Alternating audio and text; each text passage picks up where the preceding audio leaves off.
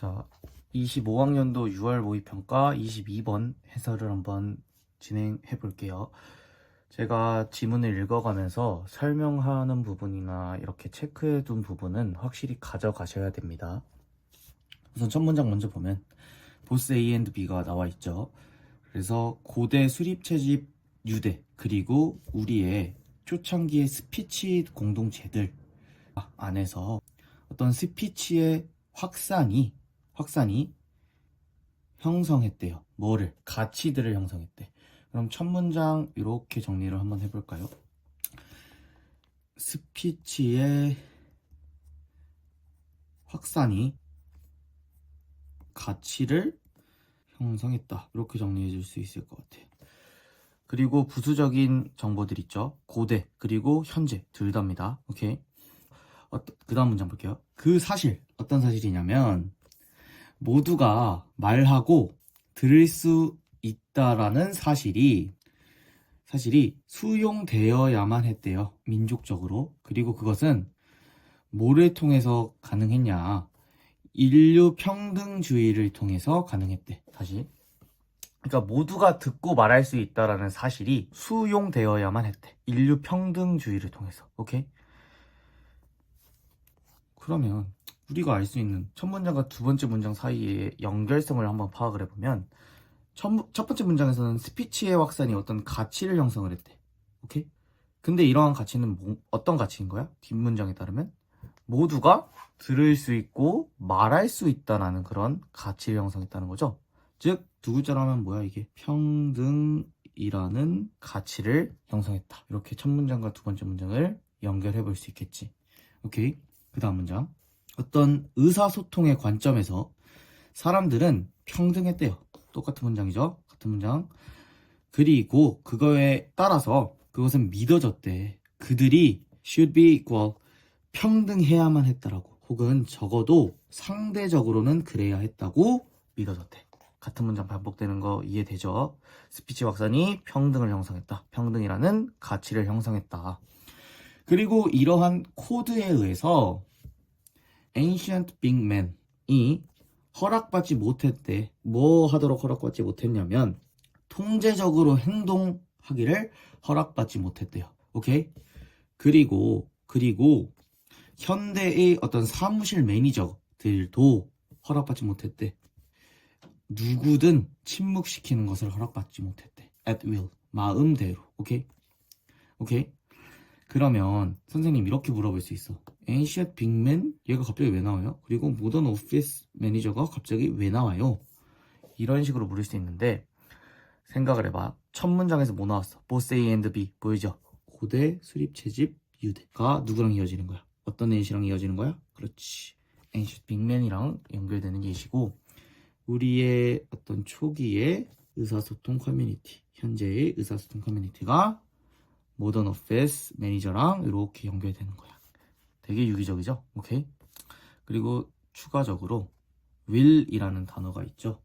will이라는 단어가 동사로 쓰였을 때는 다 아는 단어. 뭐야? 뭐뭐 할 것이다. 미래를 나타내는 조동사로 쓰일 수가 있는데 명사로 쓰일 때는 의지라는 뜻이 있어요. 의지. 그래서 at will이라는 표현은 마음대로 라는 표현입니다. 알아두시면 좋습니다. 그 다음, 자, 이 지문에서는 moreover가 되게 중요한 어떤 접속 부사 역할을 하고 있어요. 왜냐? moreover의 뜻이 뭐야? 게다가 이런 뜻이죠. 게다가라는 건요, 추가를 해준다는 거야. 정보의 추가가 될 수 있다는 거죠. 오케이? 그래서 moreover 뒷문장은 정말 조금 생각을 깊게 하면서 읽어가야 돼. 다음 문장 봐봐. 평등한 접근이래. 어디에? 스피치에 대한 평등한 접근. 그리고 듣는 것에 대한 평등한 접근이 촉진시켰대요. 뭐를? 어떠한 개념을 촉진시켰대. 다시.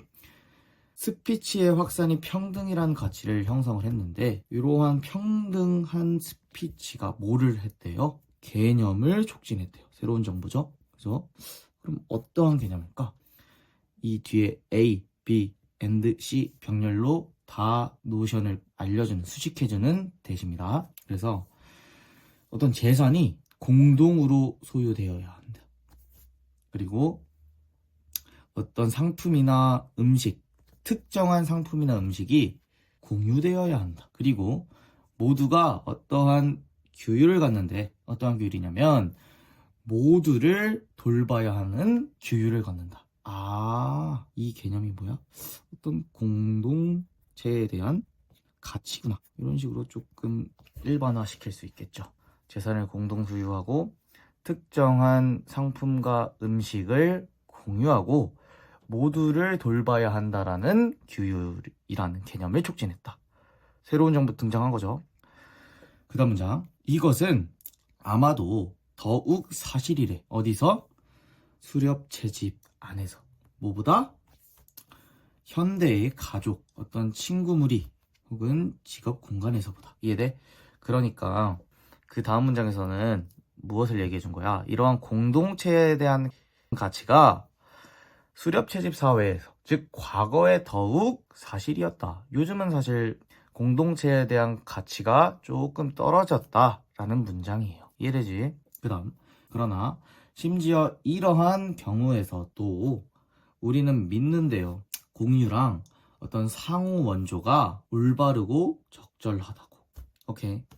그래도 조금 가치적인 중요성이 떨어지긴 했지만 현재에도 이런 공동체에 대한 원조와 공유가 되게 적절하다고 믿어진대요. 똑같은 문장 반복한 거예요. 오케이? 마지막. 기억해라. 너가 무언가를 가져온다면 너는 충분히 가져와야 한다. 너를 위해, 모두를 위해. 똑같은 문장 반복한 거예요. 오케이? 그래서 글의 흐름을 보면 요 구간부터 moreover D까지가 한 덩어리라고 생각을 해주면 돼. A라는 덩어리. 그게 뭐야? 스피치 확산이 평등이란 가치를 형성했다. 그리고 moreover 뒤에 이 B 덩어리 equal access부터 마지막 문장까지는 뭐를 얘기한 거야? 이러한 스피치 확산이 평등이란 가치를 형성했고 그러한 사실이 공동체에 대한 가치 개념을 촉진시켰다. 오케이. 그래서 정답 한번 골라보면 수렵인과 현대인은 언어에 대한 유사한 가치를 가지고 있다. 등장하지도 않았어요. 2번. 인간은 언어를 사용하여 자원을 보다 효율적으로 분배했다.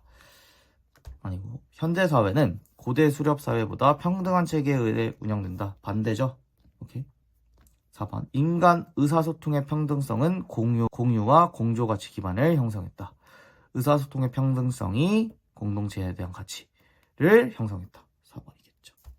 이해되죠? 그러니까 글을 읽을 때 조금 구조적으로 보는 연습도 필요하다. 그쵸? 그리고 문장과 문장 간의 어떤 유기성과 연결성을 파악하려는 노력을 해야 합니다.